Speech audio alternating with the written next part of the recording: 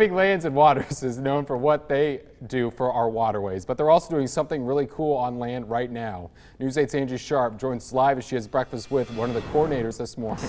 Hi there, Angie. Good morning, John. We are at the Illinois Welcome Center just off the I-80 bridge, which is overlooking this beautiful I-80 restoration project. And here to tell us all about it is Dan Bridenstine from Living Lands and Waters. Good morning, Dan. Good morning. Tell me about when this project started and all the phases and all the work that's been going into it. All right, so about 4 months ago, this project kicked off. We ended up having local arborists come in and cut down all of the trees that were affected by the tornado a year ago. After they ended up completing that task, we ended up getting volunteers in the community out there to remove invasive species, mainly Japanese honeysuckle.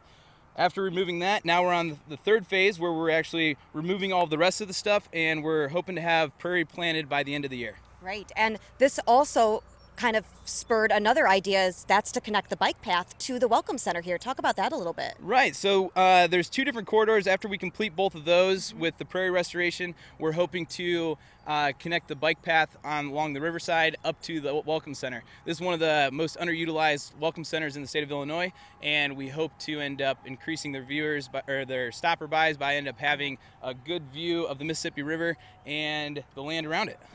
Obviously, all these projects need people to help make these projects successful. So talk about some ways that people can get involved. Right, and we've already had a lot of outreach with the community that people wanting to get involved. The best way is to go to our website. You can contact me at dan@livinglandsandwaters.org. And there's going to be more projects coming up. Right now, we're kind of at a standstill in the sense that we're doing heavy machinery over there, but volunteers will be needed again in the fall. Right, so we'll make sure to put that all on our website. And lastly, just talk about, the mission of Living Lands and Waters. We all know about the mission, but some of the secondary missions that you guys are doing with your educational projects and getting youth involved too. Yeah, so what's really cool, we've been partnering with IJAG for the last couple of years, and getting the youth involved is a high priority on Living Lands and Waters radar, because not only are we working with the community and getting some good environmental stuff done, but we want to educate the youth and to tell them why we're doing what we're doing. What's the point of removing all these invasive species? It's choking out the natives around the area and stuff, and to get them out there firsthand is a really good thing that we're doing, and it's cool to see their before and after outlook on the area we're working. Yep. Being proactive and reactive at the same time. You got it.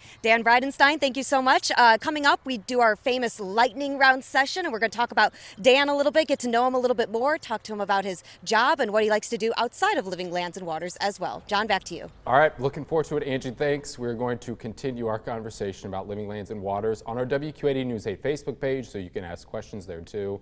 And that live stream starts right after Good Morning Quad Cities. And next week, we're having breakfast with the representative from the National Railroad Hall of Fame, head of the 40th annual Galesburg Railroad Days. We'll be at the Grandview Restaurant off Grand Avenue, and it all starts at 5 a.m.